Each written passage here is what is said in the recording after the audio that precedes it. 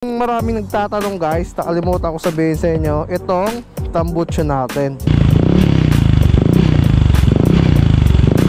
Wala rin ako masabi sa tambucho na to guys. Talagang hindi ako nang hinayang.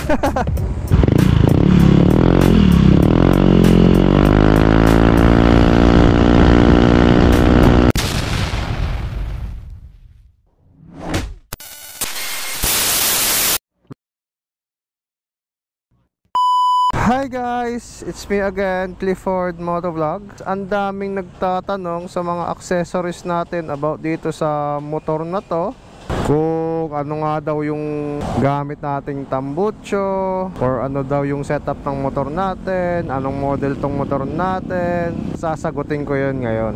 So unahin natin yung mga basic setup ng motor natin. Parehas nitong side mirror guys. Marami rin nagtatanong kung anong klaseng side mirror natin. Ito guys ay Yamaha side mirror. May mabibili kayo nito sa Yamaha mismo kung gusto nyo talaga ng legit. Pero itong nakakabit sa akin guys ay galing lang sa Shopee. So nabili ko to siguro mga ano lang 200 ganyan. Wala pa nga ata eh. And yun, syempre itong mga handle grip, bar end, yan. And ito pala guys yung ating cellphone holder na Moto Wolf, yan. Adjustable to. Ito guys, solid na solid tong Moto Wolf na to. Kasi hindi lang siya pwede pang cellphone holder, pwede nyo rin siya gamitin pang GoPro holder. Ito guys, kumbaga papalitan nyo lang to eh. Parehas nito guys. Kung makikita nyo to, ito GoPro holder natin, pwede mo lang siya palitan itong head, ano, basta parang itong ulo na to. And pwede mo na siya gawing GoPro holder, oh, di ba? And yun nga, kung makikita nyo, meron tayo ditong switch. Ito guys is para sa ating mini driving light. So itong mini driving light pala natin ay Senlo X1. Yan, sa maraming nagtatanong guys kung ano daw yung ginagamit nating ilaw, ay ito po siya. Itong Senlo X1 guys. Oh, 'di ba? Ang ganda ng pagkakabit ng mekaniko natin dito kasi nga parang hindi mo siya halata eh. Kumbaga parang built-in siya. Ayan guys, oh. Oh, 'di ba? Napakaangas. Tapos makikita mo talaga yung buga ng ilaw niya. Talagang malakas siya pag dyan siya nakakabit. At yun guys, nag-ano rin tayo ng ano nga tawag dito, nakalimutan ko yung tawag dito sa signal light eh. Parang double contact, yan. Halos karamihan naman ng NMAX linalagay yan eh. Hindi lang naman NMAX, kundi mga Aerox, mga nakaganyan na rin. And napalitan ko rin to ng busina pala guys, piyaya na busina, yan oh. Pakinggan niya. Oh, 'di ba? Ang cute. Pero sobrang lakas niyan sa personal, guys. Nagpalit din pala ako ng flat seat, guys. Yan, ito ay nabili ko rin sa Shopee. Alimutan ko na kung magkano presyo nito eh. Basta ito yung tatak niya, Speed Moto. Yan, guys. Pag binili niyo to sa Shopee, merong matte, merong itong glossy, at meron ding carbon na upuan. Yan. And ito rin pala, guys, itong bracket natin, linalagay ko lang to tuwing bumabalik ako dito sa Manila. Pero pag bumabiyahe nga ako sa Bicol guys, sinatanggal ko yung bracket ko kasi ayoko mag-drive na may boxstong NMAX. Hindi ko lang alam parang nabibigatan kasi ako. Kaya binabalik ko siya sa stock grab bar pag bumabiyahe ako ng long ride. Kasi yung U-box naman ito guys, para sa akin okay naman eh, kasi napakalaki naman. Kumbaga wala talaga akong dinadalang masyadong gamit pag bumabiyahe ako ng malayo. Naka B-rubber pala tayo na gulong na set. So stock size lang yang mga gulong natin. And dati pala guys, nagpalit pala ako ng KYB shock. Kaso binalik ulit sa stock kasi nga hindi ako nasiyahan sa plane ng KYB kasi masyadong matagtag guys. Talagang sumasakit yung braso ko sa tagtag. Or baka peke lang yung nabili ko eh, kasi Shopee ko rin binili yon. Siguro 2 days ko lang ginamit, sinukuan ko na agad. Kaya binalik ko na lang stock. And sa mga hindi pala nakakaalam, ito kasing motor na to guys ay minsan ginagamit ko to pang sideline sa angkas. Kaya kailangan ko talaga ng stock shock. At ito pa pala guys, maraming nagtatanong dito sa motor natin kung ano daw yung setup ng motor natin. So bali guys, yung setup ng motor natin ay naka straight 12 lang ako na bola, 12 grams guys. And naka center spring lang ako na 1,000. Binabala ko pa nga mag panggilid, kaso wala pang budget. Siguro next time baka palitan natin yan ng pulley. Pero nakaplano na yan guys.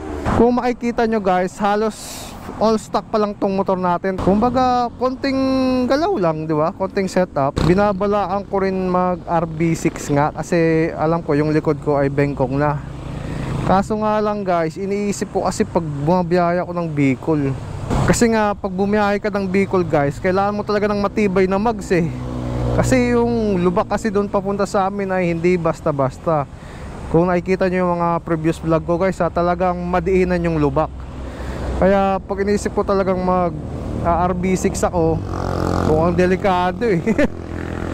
Well, matibay din naman yung RB6 guys, pero iba kasi yung tibay talaga ng stock mags eh, no? Pag i-compare mo silang dalawa. Pero ewan, malalaman natin next time. Itong NMAX B2 natin ay 2020 model. Tapos non-ABS siya. And also disusi pa to guys. Ayan oh. Oh, di ba? Wala ka na mahanap na disusi ngayon guys.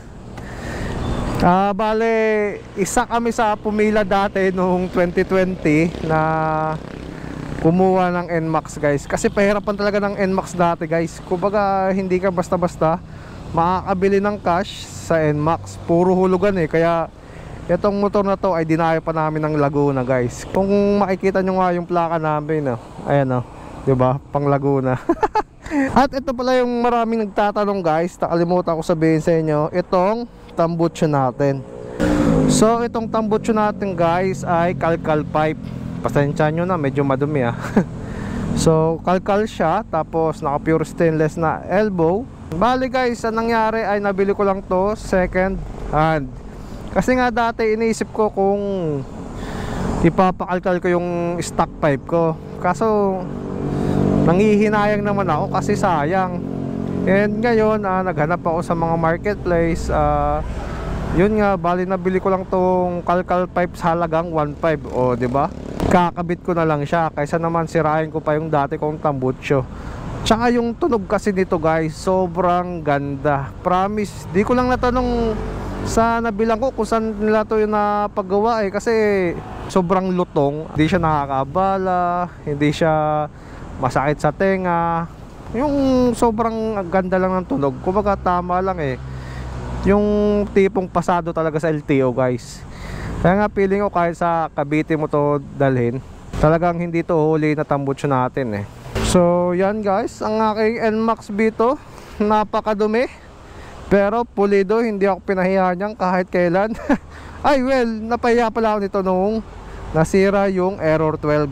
Well, yun talaga yung pinaka-issue ng NMAX, diba? Alam naman ata lahat ng naka-NMAX yan. Yung Error 12 na sinasabi ko guys is yung dito yun sa yung basta yung parang wiring dito, yung nasusunog. Yung dahilan nga daw ng Error 12 is pag mahina na yung battery mo, doon din siya parang tawag dito, basta naisisira. Ang dami kasing nakababasa ko sa comment talaga is about sa tambucho natin kasi nga nagagandahan sila sa tunog guys. Yun nga, sa video guys, maganda siya, pero kung maririnig nyo rin sa personal guys, napakalutong din ng tambucho na to. Ano nga guys daig pa nito yung JBT na pipe. Kasi nga yung JBT, once na stuck yung motor mo, parang hindi lumalabas yung tunay na tunog ng JBT. Kasi pag JBT talaga dapat ata merong karga or nakapanggilid ka para lumabas yung tunay na lutong ng tambucho. Itong sa atin guys, kahit all stock tayo, sobrang ganda. Pakinggan nyo guys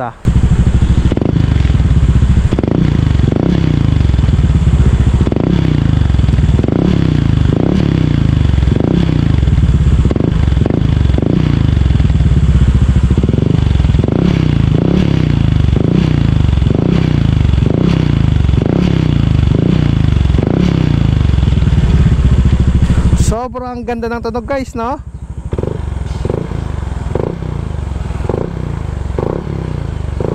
Wala rin ako masabi sa tambucho na to guys. Talagang hindi ako nang hinayang.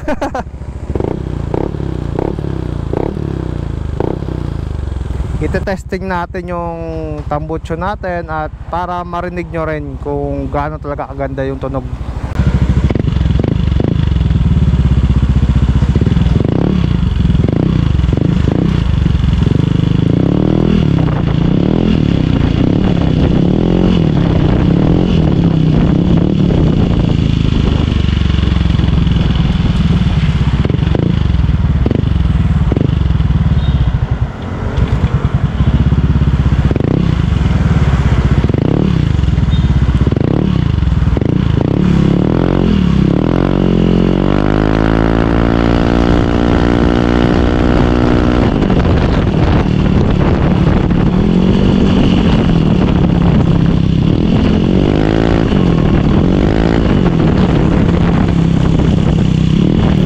So bakit nga ba itong kalkal pipe yung binili ko?